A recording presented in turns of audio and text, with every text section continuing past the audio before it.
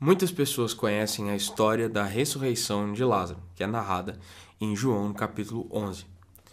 E essa história é muito usada para mostrar o poder que Jesus tinha de reverter as coisas, não é? Jesus podia curar doenças, Jesus podia expulsar demônios e ele pôde ressuscitar um cara que estava morto. Claro, era um testemunho de Jesus como o rei do reino dos céus, aquele que introduziu o reino de Deus na terra, que é dar início a uma nova era em que os homens podiam outra vez ter comunhão com Deus através dele mesmo como caminho. E isso é maravilhoso. Mas o que as pessoas não conseguem perceber muitas vezes é que essa história de Lázaro ela é um testemunho perfeito de como acontece o processo de salvação, de como acontece a entrada da fé no coração do homem. Fica com a gente, nós vamos falar um pouco mais sobre a salvação, sobre ganhar fé, sobre o dom de Deus na fé e se tornar filho de Deus, baseado nos capítulos 11 e 12 do livro O Evangelho para a Vida Real, que a gente está acompanhando aqui no Em Caminho.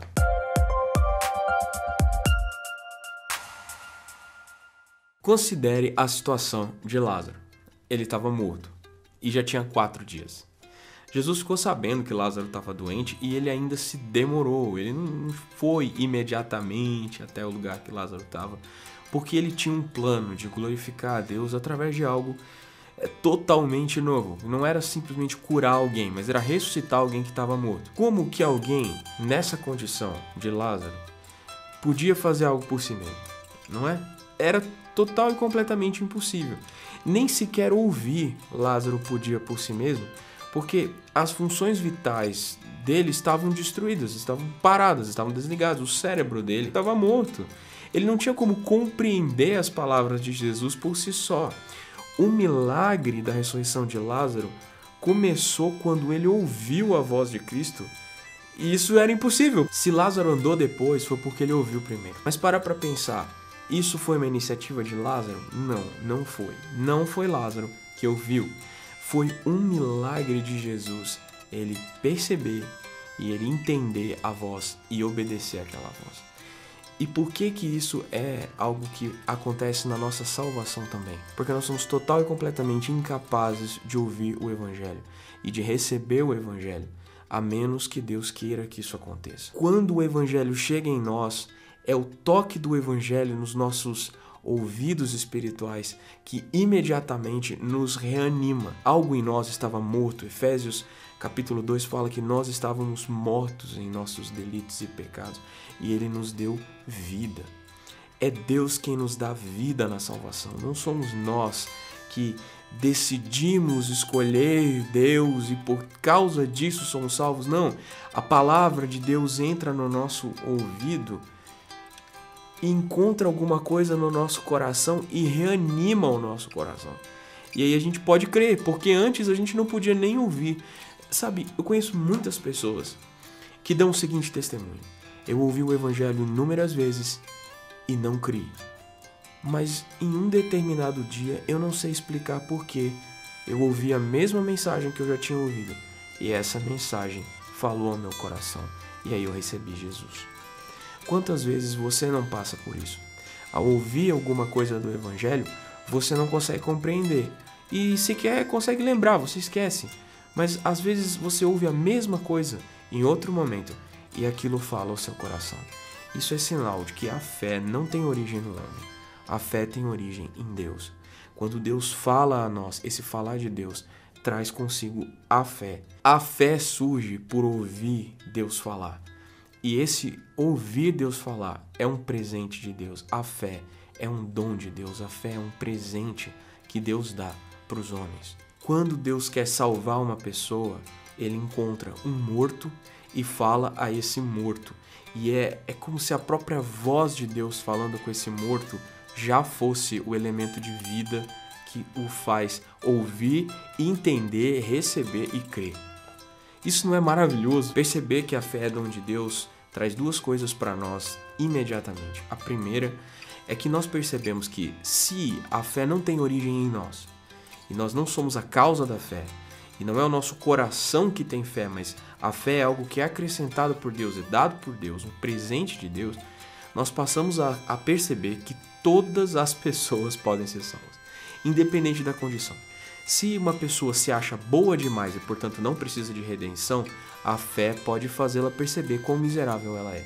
Se uma pessoa se considera ruim demais e, portanto, não merece ouvir o evangelho, ou Deus não vai receber a condição dela, a fé vai encontrar essa pessoa e fazê-la perceber que para Deus ela tem valor e que, portanto, o evangelho é para ela também. E a segunda consequência a gente percebe claramente em Romanos, e eu vejo muito na epístola de Paulo aos Efésios, é que quando você entende a graça de Deus e quando você vai percebendo o quão maravilhosa é a fé como presente de Deus e o fato de Deus ter se aproximado de nós, Deus ter tomado a iniciativa no nosso processo de salvação, é que isso gera uma doxologia, isso gera um louvor. Quando você vai ler a epístola de Paulo aos Efésios, ele começa tentando narrar o processo de salvação, ali no capítulo 1, e de repente ele está falando de maneira efusiva, quase como se fosse um hino de adoração. E depois ele tenta novamente no capítulo 2 e outra vez cai numa doxologia, outra vez ele cai num louvor. Por quê? Porque a gratidão e um coração, amoroso para com Deus e que responde em amor a esse amor primeiro dele por nós, é um resultado muito natural daqueles que se deparam com a graça de Deus manifestada na salvação. Mais do que isso, Deus nos reanima, Deus nos devolve a vida, nos dá a capacidade de crer e por causa disso nós nos enchemos de louvores. Mas Ele não só nos faz crer nele e estar vivos, como também nos torna seus filhos. Por um lado, filhos nascidos de Deus, filhos gerados de Deus, porque essa vida que Deus colocou no nosso coração é parte dele mesmo. É como se ele soprasse outra vez, como ele fez quando foi criar Adão, ele soprasse outra vez a vida em nós. E nosso coração, que antes estava amortecido, murcho, incapaz de crer, recebesse esse alento de vida, esse hálito de vida de Deus e pudesse respirar outra vez. E outra vez encontrasse vida e propósito, porque antes não tinha. Mas também nós somos adotados por Deus. É como se Deus nos desse o seu sobrenome. Não só nos deu vida, não só nos reanimou, mas também nos colocou na sua família. E agora nós somos chamados pelo nome de Deus. Ele nos protege, Ele nos ampara. E nós não temos mais como ser atingidos pelo inimigo dele enquanto nós estivermos em fé, enquanto nós estivermos nos escondendo debaixo da graça dele, porque nós somos a família dele e Deus protege os seus filhos. O maligno não toca naqueles que são escolhidos de Deus. E isso é uma promessa, isso é algo que ele nos diz na epístola de 1 João.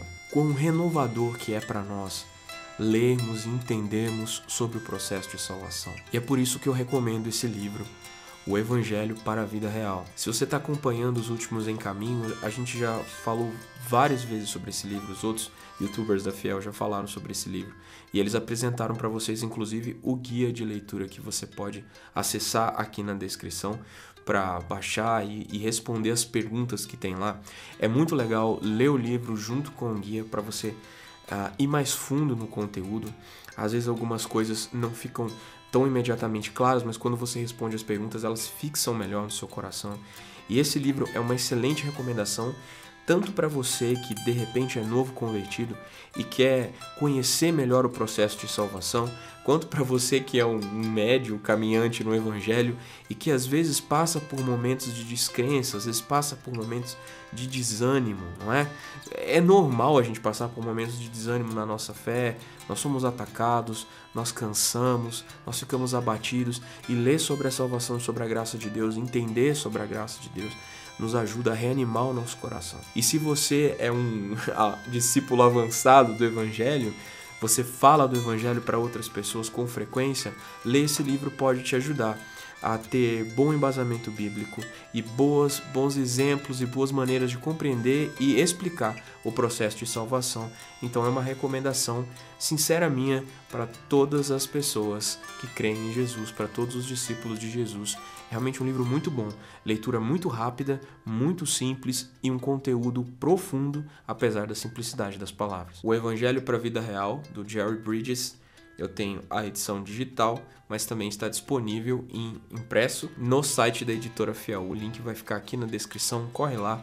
Se você se interessou pelo assunto e quer ler o livro, adquira. O endereço para comprar está aqui na descrição. E mais uma recomendação para vocês, se você gosta dos conteúdos da Fiel, especialmente das conferências da Fiel, as conferências da Fiel Jovens, a conferência de líderes, conferência de mulheres, saiba que essas conferências são filmadas. A Fiel produz as conferências, filma as conferências e disponibiliza para ajudar na edificação das igrejas. E, cara, eu sou muito ajudado por essas palestras, por essas coisas, então fica aí minha dica para você, confere o link e assiste esses vídeos, tem muita coisa fantástica. O Em Caminho de hoje tá ficando por aqui, eu sou o Davi Mesquita, eu também tenho um vlog aqui no YouTube em que eu falo sobre evangelho e cultura. O endereço é esse que tá aparecendo na sua tela, youtube.com/Davi Mesquita. Um abraço e até o próximo vídeo aqui no Ministério Fiel. Tchau.